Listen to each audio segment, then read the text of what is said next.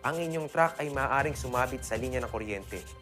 Dahilan para dumaloy ang kuryente sa inyong sasakyan at pagmulan ng disgrasya o pagkamatay.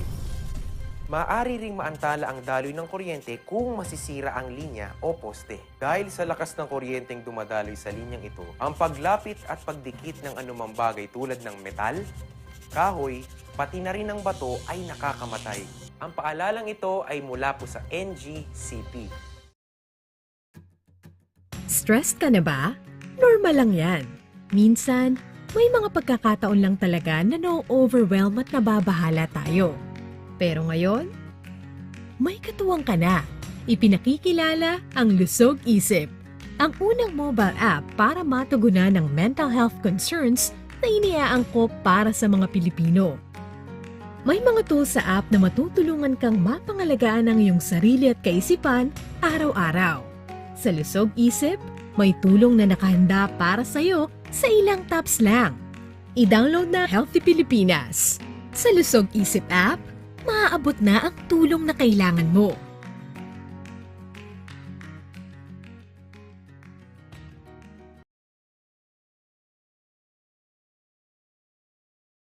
Magulo, walang direksyon, at nasa isang madilim na sitwasyon po ako palagi.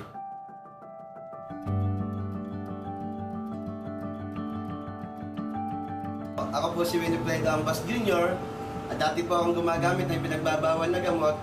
Ako po ay lubos na nagpapasalamat sa Department of Health at sa Treatment and Rehabilitation Center Bataan dahil po sa pag-rehabilitate sa akin, ngayon po ay hindi ko na hinahanap ang pinagbabawal na gamot.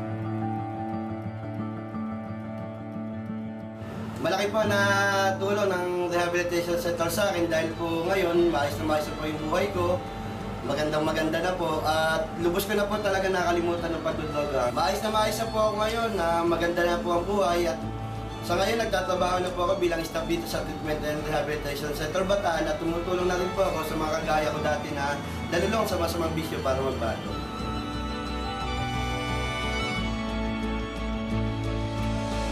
Yung sa mga gumagamit po ng pinagbabawal na gamot dyan, tigilan nyo na po. Wala pong magandang idudulot sa buhay nyo yan. Puro problema. Ito lang po ang inyong tandaan, sa bisyo, wala kang panalo.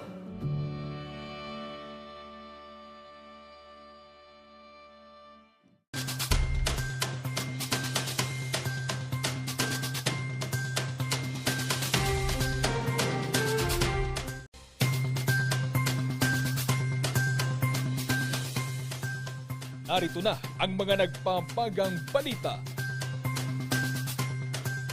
Selebrasyon ng Panagbanga, tuloy na. Ilang isolation facility sa Baguio City, isasara na. Mga dormitoryo, unti-unti nang napupuno. Mga magsasaka ng Benguet, muling nag-ingay laban sa smuggling ng gulay. Mga sospek sa pamamaril sa Atok Benguet, hindi pa rin matukoy. 5, huli sa Kalinga dahil sa pagpuslit ng marihuana. At karamihan sa mga bata sa Cordillera nadiskubre sa pag-aaral na may oral problem.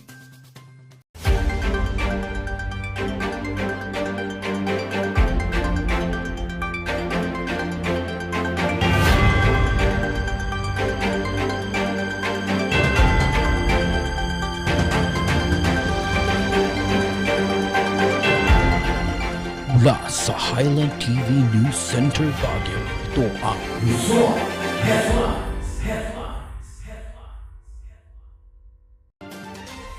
Naimbag ng Balamamyana na Luzon, hatid namin ang mga may init na balita.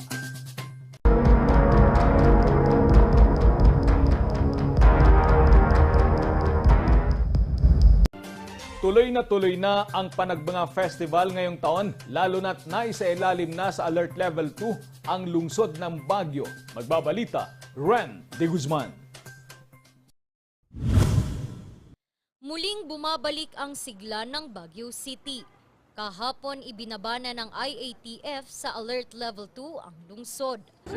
Our cases are going down. Our weekly infection rate is now down at 0.48. Yung ating reproduction number is already way just above 0.5.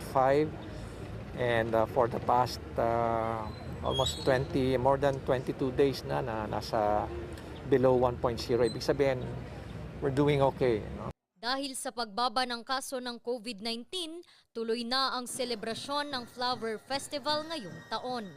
Magsisimula ito sa ika-6 ng Marso. Una nang sinabi na wala ng crowd-growing activities gaya ng opening at ang pinaka-aabangang Grand Street Parade at Float Parade. Pero tuloy ang isang linggong session road and boom at landscaping. Pero problema ngayon ng Baguio Flower Festival Foundation Incorporated na siyang tagapangasiwa, budget. Yesterday nagkaroon lang ng meeting ang Board of Trustees ng Flower Festival to discuss yung how we're going to fund this dahil wala nga tayong mga sponsors na makukuha because of the pandemic. So, tinitingnan kung kayang i-fund ng BFFI on its own, no, without so much sponsors yung ating mga activities. Para naman sa DOT, pag nagkataon ang selebrasyon ng Panagbanga ay magandang indikasyon ng muling pagbangon ng turismo at negosyo.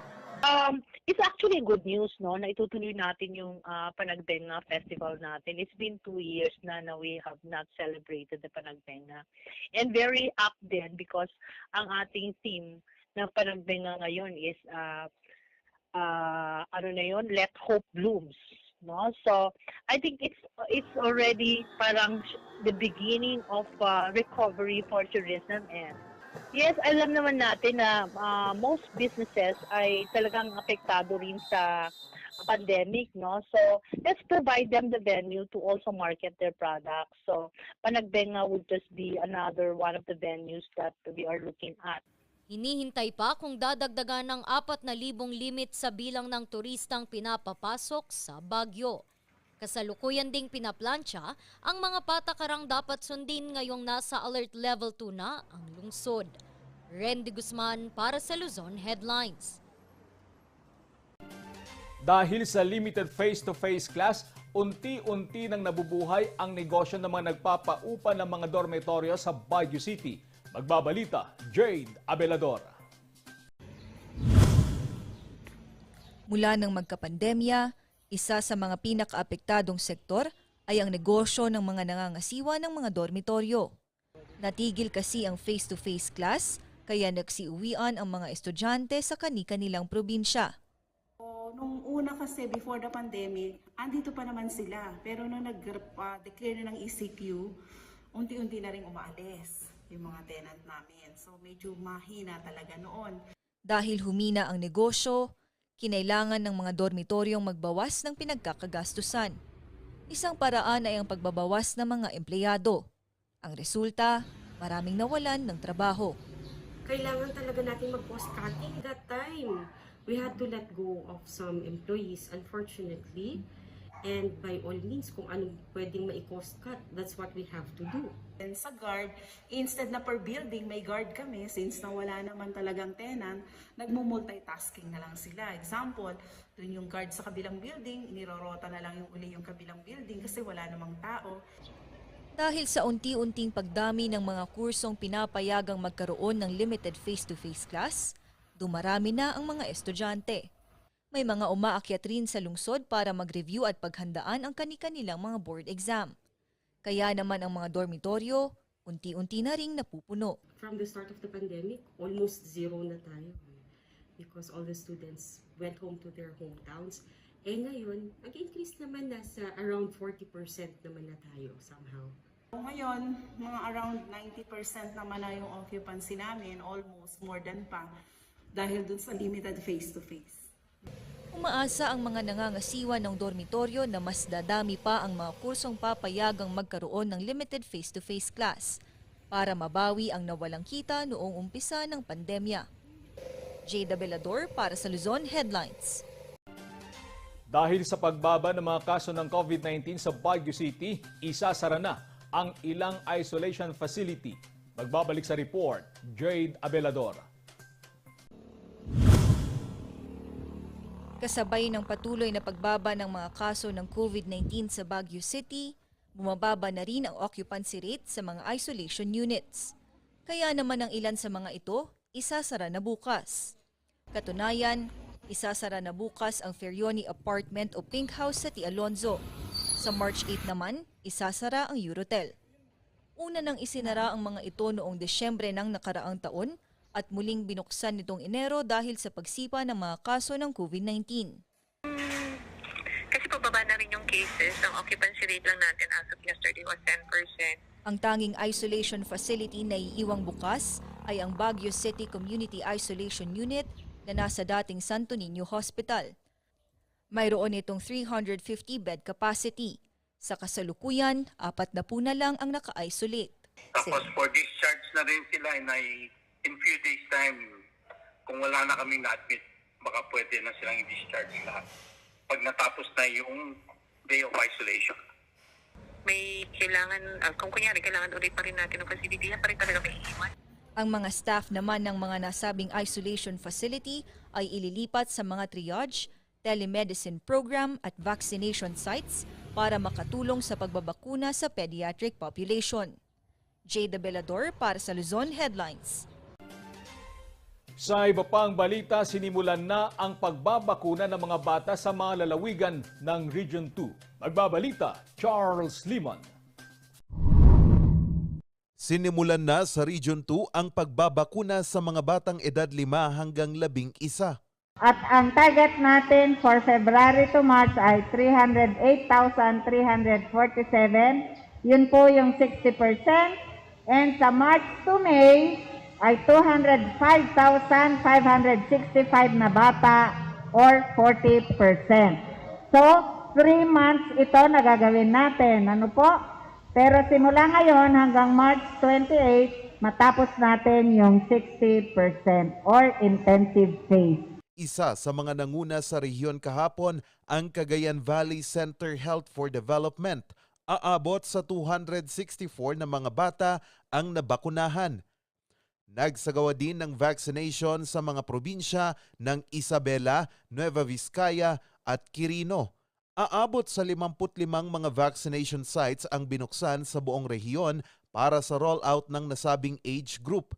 Inihahanda na rin ang vaccination sa mga nasabing age group sa Batanes. We do not want to have errors sa vaccination. Baka magkaroon ng mixing kasi doon nakita po kasi ito sa mga studies na in other countries nagkaroon ng errors dahil hindi nahiwalay yung pagbabakuna ng 5 to 11 and the ages na mas matatanda because iba po kasi yung bakuna na pareho silang Pfizer pero yung dose and yung kung ano yung content magkaiba.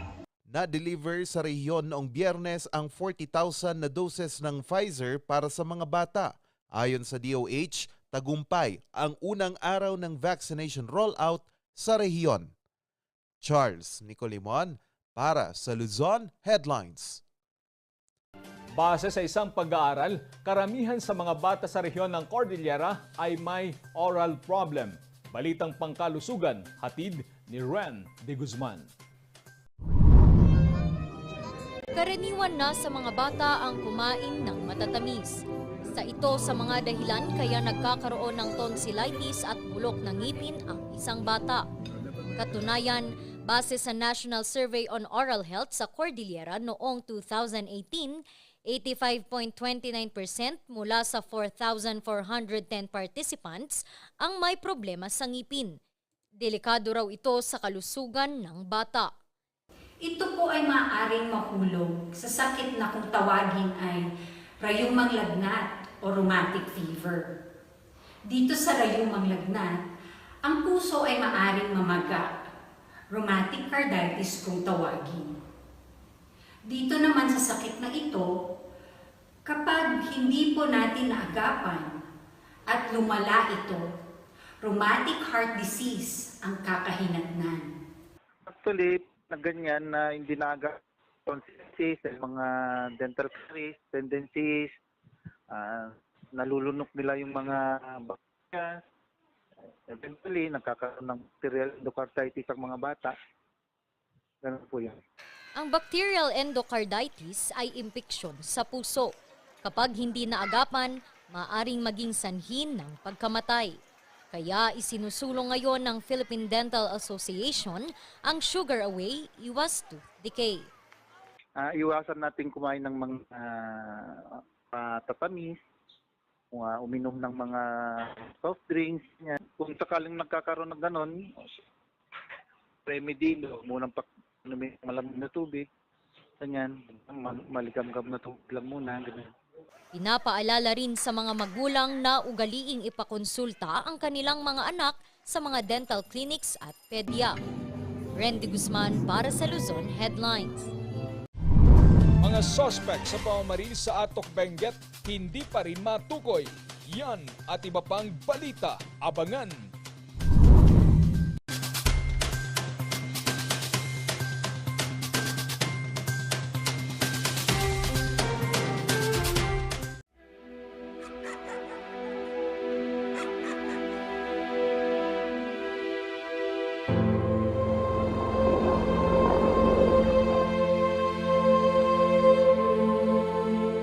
Idol kita, gusto ko maging katulad mo paglaki ko. Ang mga pangarap mo, kayang-kaya nating tuparin dahil lahat na ginagawa natin ay para sa mga kabataang katulad mo.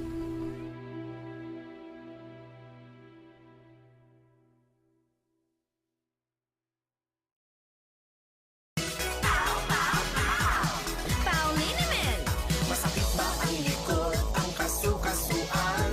Namimitig o masakit ang iyong kalamnan? May rayuma, arthritis o nahihilo? May stiff neck, flatulence o masakit ang ulo? Sa Pauliniment, ginhaway, garantisado. Pauliniment, isang pahid ka lang. Dahil walang out sa Pau! Hello, good morning, TJ Home Builders po. TJ Home Builders po? Yes po, sir. Sir, paano po ma-order online ng mga hardware supplies? Yes po, sir. Madali lang naman pong mag-order through our Facebook page po. Punta lang po kayo sa facebook.com/tjhomebuilders at i-message nyo na lang po kami doon at meron lang pong sasagot sa inyo. So, meron po tayong indoor, outdoor, tsaka meron din po tayong for kitchen, for bathroom, at mga lightings po. Sir, ang TJ Home Builders po ay isang tindahan na nag-o-offer po ng mga finishing material. Easy to install at mas makakatipid po sila ng oras at sa pera po nila. Mas concentrated po kami sa mga modern materials. TJ Home Builders! We turn houses into homes!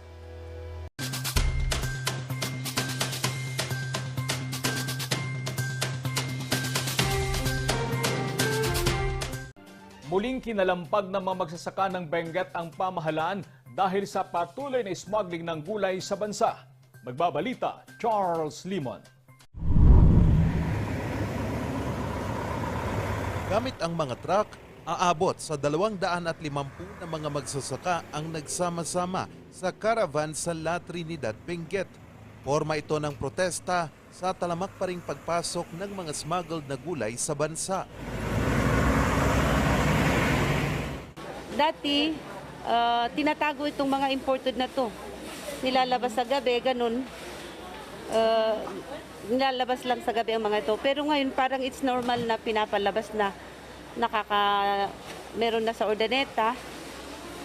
Even the markets in the Visayas in Mindanao. Lantaran na parang it's okay. Parang it's okay pero ismuggle naman ang mga to.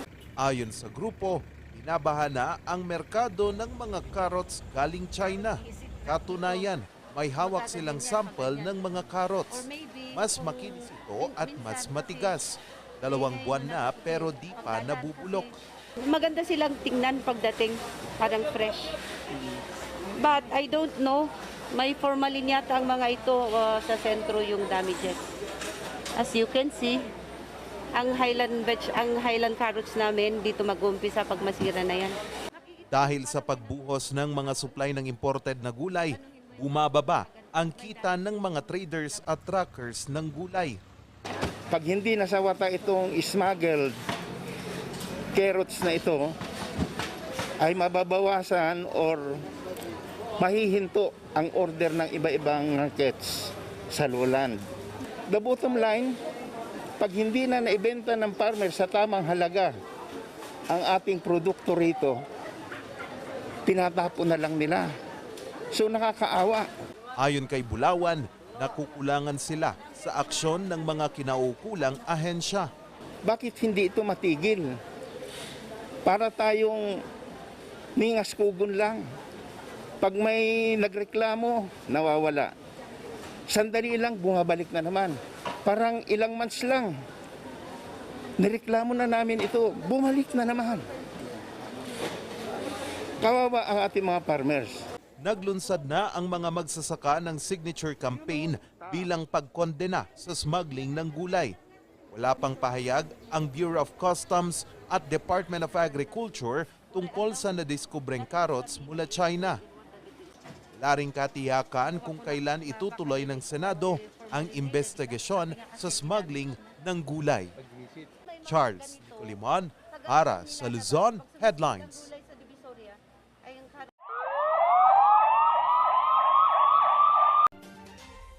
Samantala, hirap pa rin ang mga pulis na matukoy ang mga suspect sa pamamaril sa Atok, Benguet. Git naman ang ina ng biktima, hold up ang motibo. Ang follow-up sa report ni Randy Guzman. Takot pa ring magsalita ang dalawang witness sa pamamaril sa KM28 Kaliking, Atok, Benguet noong February 8 ng madaling araw. Oo, may nakuha natin na dalawang statement. Kaya lang, yung dalawang driver, medyo parang natruma daw sila, kaya hindi pa nakunan ng statement. Pero hindi nila ma-identify. Kasi nakapunit talaga sila, nakatisma. Hindi nila ma-identify talaga yung mga. Ang dalawang witness ay sakay ng isa pang forward truck na nakabuntot sa truck ng biktima. Sa inisyal na investigasyon, sinabing ang biktima na si Crisanto daw ang hinahanap. Pinakawalan daw kasi sila ng mga suspect. Hindi naniniwala ang ina ng biktima na may kaugnayan sa droga ang pamamaril. Nahuli po siya sa Bayba, sa Baguio. Pero after a year, na-dismiss naman yung kaso. Tapos, namuhay kami ng tahimik. Kung related sa drugs siya, bakit ganon? Ang masabi ko lang, bakit ganon? Nagbago na siya. Hold up ang nakikita niyang dahilan. May dala kasi itong 200,000 piso na pambili sana ng abono sa Pangasinan. Sa palagay ko, may idea sila kasi kapag bababa ka naman ng maghahakot ka ng panindang abono, kailangan may dala kang pera, pambayad dun sa kukunan mo. Tuloy-tuloy pa rin ang investigasyon ng Atok sa Benguet para matukoy ang mga suspect. Randy Guzman para sa Luzon Headlines.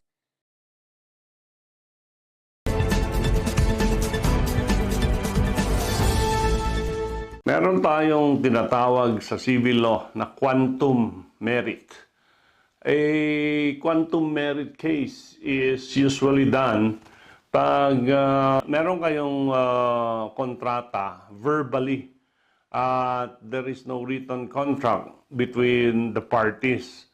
Halimbawa, nagpagawa ka ng carpentry works sa iyong bahay at ginawa nga ng carpenter or ng contractor yung mga pinagawa mo sa iyong bahay, pero at the end of the day, ayaw mong magbayad. Question, is he entitled to payment despite the absence of a written contract? Ito yung tinatawag natin sa law na quantum merit. And ang quantum merit, sinasabi lang that the measure of recovery under the principle of quantum merit should relate to the reasonable value of the services performed. Meaning, yung reasonable value ng kanyang trinabaho ay dapat bayaran mo even without a written contract. And if the work has been performed, then there is an obligation to pay the contractor for the work performed, no? Even if uncompleted, basta i-assess nila yung value ng services rendered at ito ay obligasyon na bayaran. Ito yung case ng International Hotel Corporation versus Joaquin and Suarez, no? At maraming Supreme Court decision din. Heirs of Ramon Gaite versus The Plaza, DOH versus Cancheta, and other cases sa Supreme Court na hindi libre, hindi malilibre ang isang tao sa pagbayad ng services dahil lang walang written contract.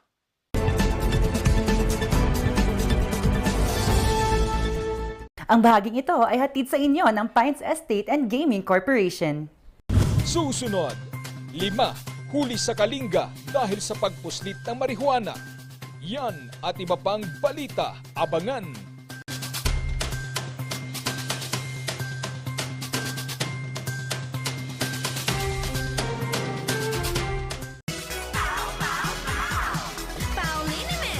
Masakit ba ang likod, ang kasu-kasuan? Namimitig o masakit ang iyong kalamnan?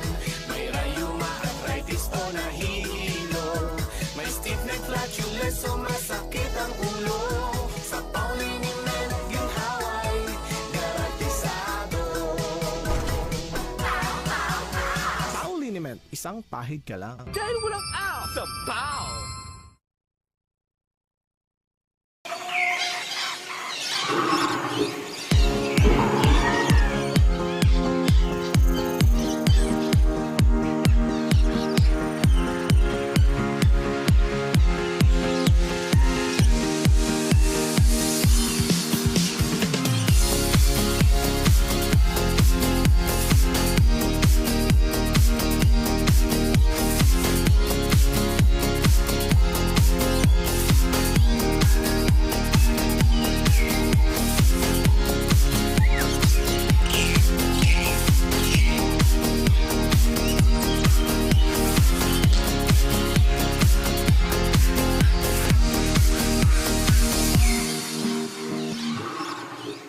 Nais namin ipaalala na ang pagtatayo ng bahay sa ilalim o malapit sa linya ng kuryente ay labis na mapanganib. Kapag aksidenteng maputol ang kable ng kuryente, maaari itong makasunog ng mga kabahayan at makamatay. Dahil dikit-dikit ang mga bahay, mabilis nakakalat ang apoy. At kapag tumama ang matinding kalamidad, maaaring matumba ang tore ng kuryente at direktang gumuho ang tore sa bahay ninyo. Ang paalalang ito ay mula po sa NGCP.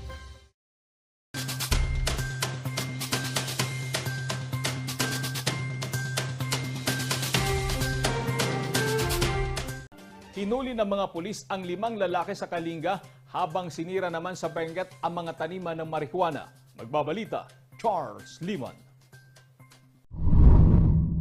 Palabas na sana sa bayan ng Lubuagan, Kalinga ang 5 kalalakihang ito nang masita sila sa checkpoint. Ipupuslit sana nila ang mga nabiling marijuana. Dahil may tropa na subakay sa bus na nagsabi na may nakakita na may nagkarga ng legal drugs. Ngayon yung asset na tropa, sinakayan din yung sinakyan ng suspect na bus. Ngayon, nung nakarating dito sa amin sa checkpoint, doon namin sinignalan na dominto yung sasakyan. Sa pagsisiyasat ng mga pulis ng Lubuagan, positibong naamoy ng mga aso ang bitbit na marijuana ng 5 lalaki. Nakuha mula sa mga suspect ang 17 bloke ng pinatuyong dahon ng marijuana, 4 na pakete ng marijuana cookies, 8 tubular shape na pinatuyong dahon ng marijuana at iba't ibang personal na mga gamit. Tinatayang nagkakalaga ang mga ito ng 2.5 million pesos. Mula sa NCR at Pampanga ang mga nahuli. Sa investigasyon, nalamang unang nanggaling ang mga ito sa Tinglayan, Kalinga. Bisita sila, pumunta sila dun sa national artist, tattoo artist na si Wang Ud sa Barangay Pascalan, Tinglayan. So doon sila bumili ng nagpapawal na marijuana. Nahaharap ang 5 sa kasong paglabag sa Republic Act 9165 o Dangerous Drugs Act of 2002. Nagsagawa naman ang mga tropa ng Benguet PNP ng magkakasunod na marijuana eradication. Noong linggo, 4 na marijuana plantation sites ang sinalakay sa Kibungan. Aabot sa kabuang 1,200 na tanim na marijuana ang binunot at sinunog ng mga otoridad na nagkakalaga ng 240,000 pesos. Natagpuan din sa taniman ang 10 kilo ng pinatuyong dahon ng marijuana na nagkakalaga ng 1,200,000 pesos.